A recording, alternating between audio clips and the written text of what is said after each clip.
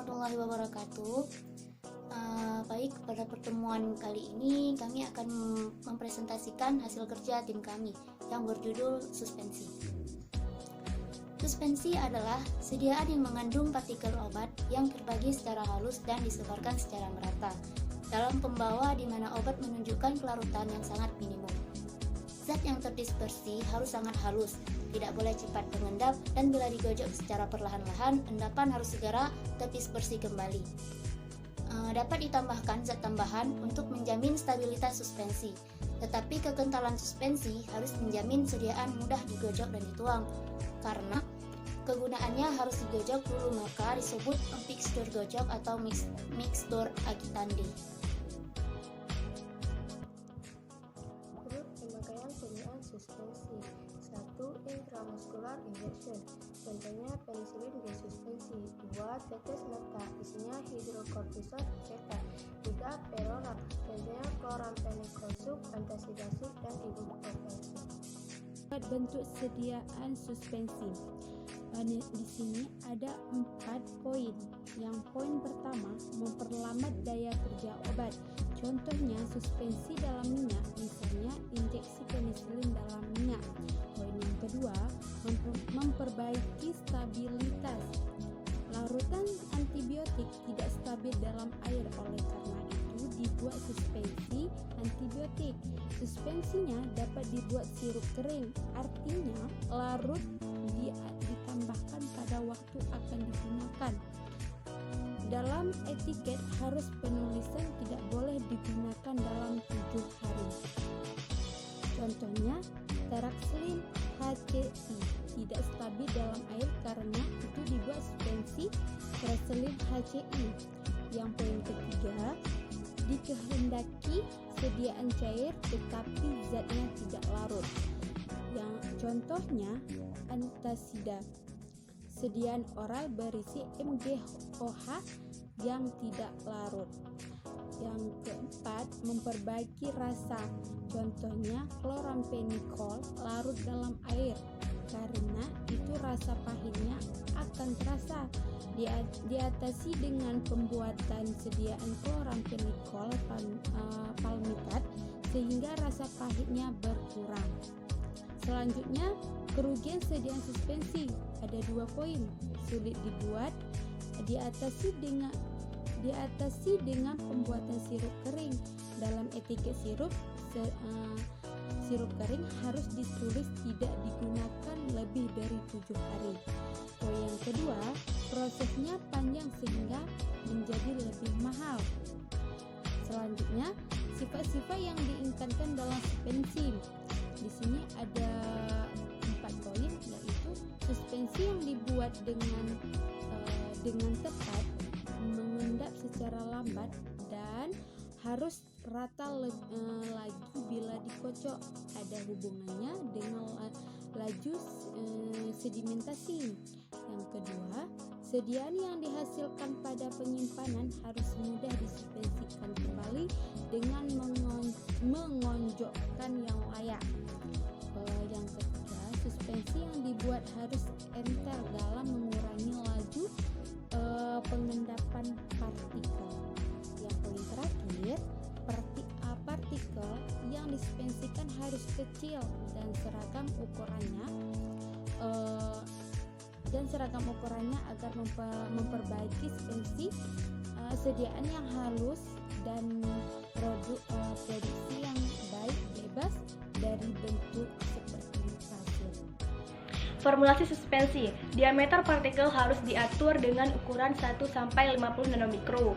Jika kurang dari 50 nanomikro, terjadi bentuk seperti pasir, terjadi iritasi pada mata atau sediaan mata, iritasi pada injeksi atau sediaan injeksi. Jika terlalu kecil, lebih kecil dari 1 nanomikro, penyimpanan terutama bila terjadi fluktuasi suhu. Bahan-bahan tambahan informasi. 1. Dapar. Untuk menjaga derajat keasaman, gunanya untuk menjaga stabilitas bahan kimia dan bahan aktif. 2. Modifikasi bobot jenis. Jika bobot jenisnya sama, maka tidak terjadi pengendapan. Bahan yang digunakan adalah sakrosa, glisel, dan propilen glikol. 3. Korigensia, yaitu flavins, odoris, dan farmers. Jika bahan obat keseluruhan asin, ditambah aprikot atau vaselin. Jika bahan obat keseluruhan pahit, ditambahkan adas, coklat atau ceri. Jika bahan obat keseluruhan manis, maka ditambah vanili atau aroma buah. 4. Sweetening agent terbagi menjadi ketiga. A. Gula sakrum album yang keuntungan gula 1. Mudah larut dalam air 2. Stabil pada pH 4-8 3. Sebagai pengawet 4. Tidak berwarna 5. Dapat menutupi rasa asin dan pahit 6. Rasa menyejukkan pada membran tenggorokan 7. Untuk membuat sedian antitusif atau obat batuk sebagai pembawa atau fenikulum. B. Pemanis untuk orang DM dipakai sebagai sorbitol, gliserin, jarang dipakai fruktosa sirup glukosa yang dihidrogen. C. Artificial sweetening agent terbagi menjadi dua. Yang pertama, saccharin atau garam Na dan Ca.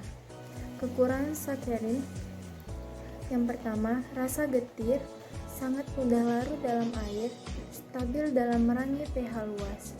Yang kedua, aspartam atau asam aspartam dan fenilalanin. Yang kelima, humectants atau pelembab, khusus untuk sediaan topikal agar kulit tidak kering, untuk mengurangi kecepatan pengeringan bahan obat pada kulit. Yang keenam ada preservatif atau pengawet. Syarat pengawet yang pertama ada spektin yang luas untuk melawan bakteri dan jamur. Yang kedua ada sifat bakterisid atau membunuh bakteri dan bakteriostatik, menghambat pertumbuhan bakteri. Yang ketiga bebas bahan toksik, tidak mengiritasi atau tidak sensitisasi. Yang keempat kelarutan dalam air besar karena umumnya mikroba cenderung berada dalam air. Yang kelima, dapat bercampur dengan semua bahan. Yang keenam, stabil pada rangka pH yang luas dan temperatur. Yang ketujuh, bebas dari bau dan aroma yang tidak diinginkan. Cara membuat suspensi. A. Cara kering. Prinsip 1. Medikamen tidak larut ditambahkan suspending agent digerus homogen. Yang kedua, tambahkan air digerus homogen. Yang ketiga, tambahkan sirup atau zat kental lain, misal gliserin, untuk menambahkan stabilitas suspensi. B. Cara basah atau sering dipakai. Prinsip 1. Suspending agent dibuat mucilago dahulu. Yang kedua, bahan obat yang tidak larut digerus ditambahkan pelarut, contohnya gliserin atau propylene glycol sampai basah. C. Cara pengendapannya kembali atau presipitasi. Prinsip 1. Bahan obat dilarutkan dalam pelarut semipolar, misalnya alkohol. Yang kedua, diendapkan dengan menambahkan pelarut yang tidak larut dengan bahan obat, misal air. Caranya, larutkan zat dalam alkohol, dituang sedikit demi sedikit ke dalam air. Selanjutnya, faktor-faktor yang mempengaruhi stabilitas suspensi. 1. Ukuran partikel. Ukuran partikel berhubungan dengan luas permukaan dan daya tekan ke atas dari cairan suspensi. Hubungan antara ukuran partikel merupakan berbanding terbalik dengan luas permukaan.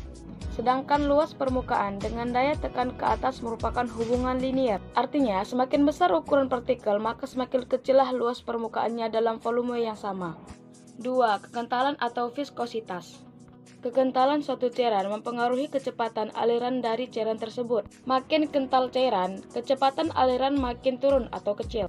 Kecepatan aliran dari cairan akan mempengaruhi gerakan turunnya partikel yang terdapat di dalamnya.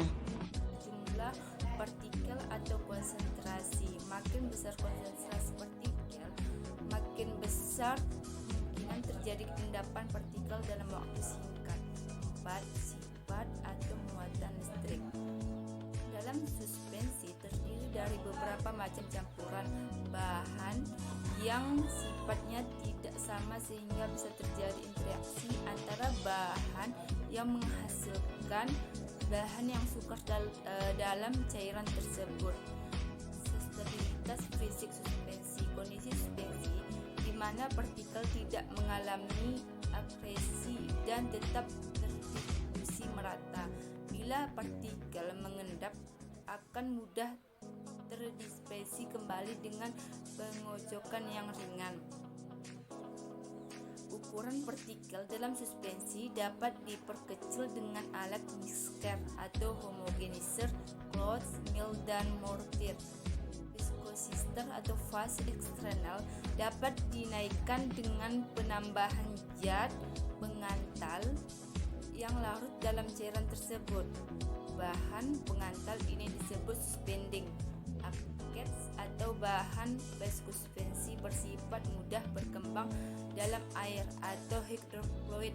Suspending agent dapat dikelompokkan menjadi dua, yaitu A. Suspending agent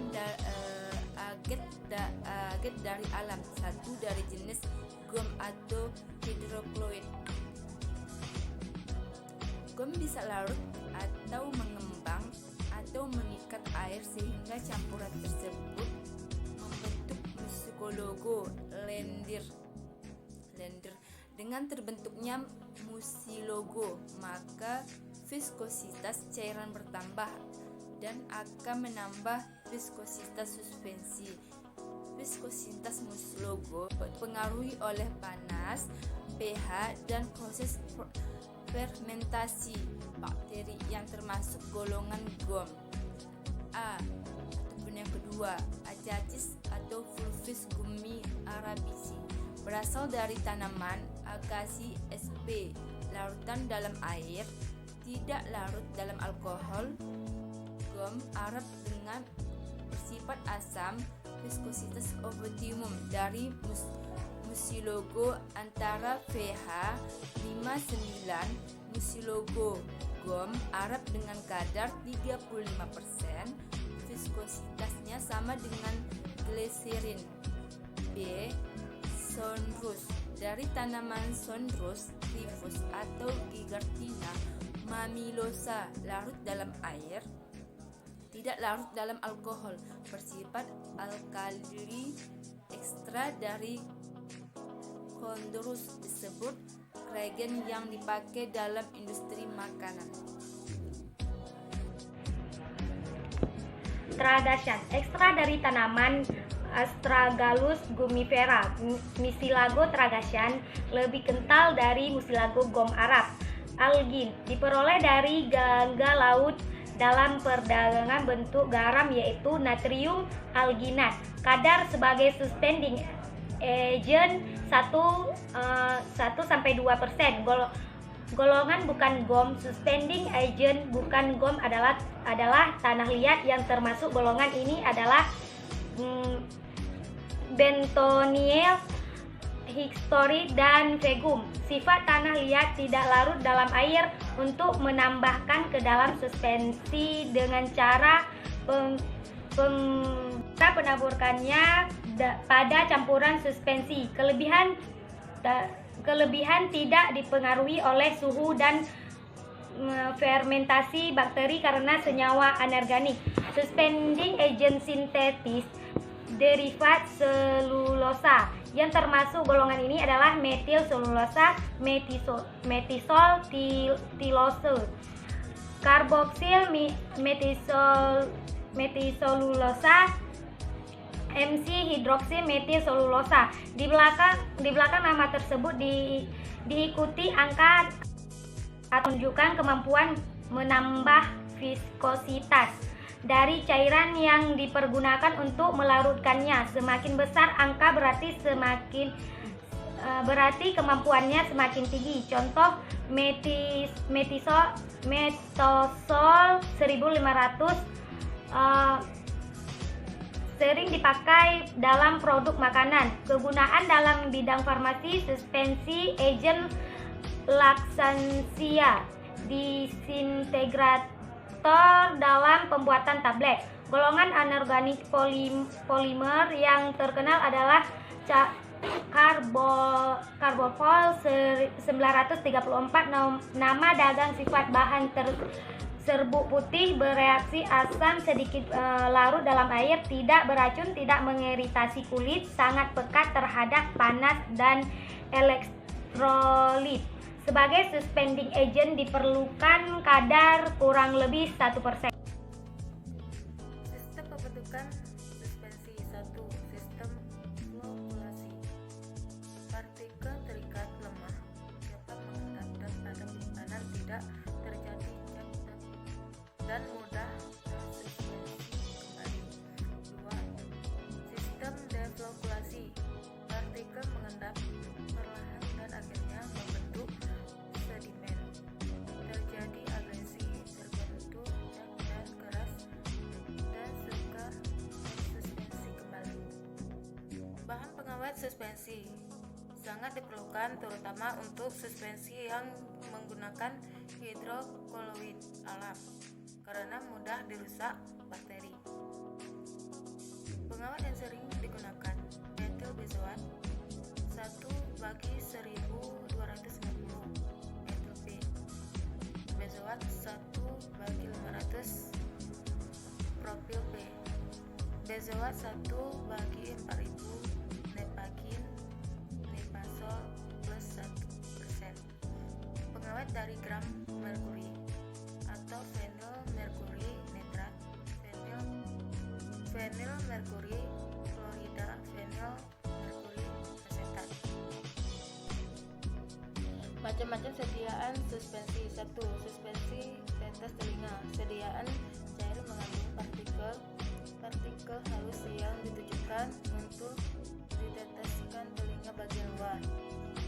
Suspensi sediaan cair steril yang mengandung partikel-partikel yang terdispersi dalam cairan pembawa untuk pemakaian pada mata. 3. Obat dalam suspensi harus dalam bentuk termikronisasi agar tidak mengiritasi atau menimbulkan goresan pada kornea. Suspensi obat mata tidak boleh digunakan bila terjadi massa yang mengeras atau pengumpalan. 4. Suspensi untuk injeksi. Sediaan suspensi serbuk dalam medium cair yang sesuai dan tidak disuntikan secara intravena atau ke dalam larutan spinal.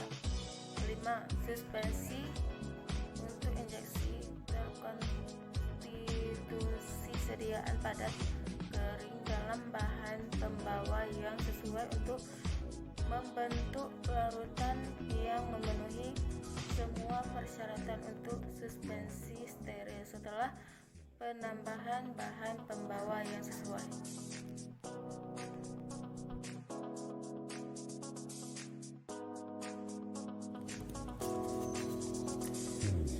Penilaian stabilitas suspensi. 1. Volume sedimentasi. 2. Derajat flockulasi. Rasio volume sedimen akhir dari suspensi flockulasi terhadap volume akhir suspensi deflukasi. 3. Metode rheologi berhubung dengan faktor sedimentasi dan rediversibilitas membantu menentukan perilaku pengendapan dan susunan partikel untuk tujuan perbandingan. 4. Perubahan ukuran partikel. Gunakan cara Frigyes-Taussig, yaitu suhu diturunkan sampai titik beku lalu dinaikkan sampai mencair kembali. Cara ini dapat dilihat pertumbuhan kristal. Sekian penjelasan dari tim kami. Lebih dan kurang kami mohon maaf. Assalamualaikum warahmatullahi wabarakatuh.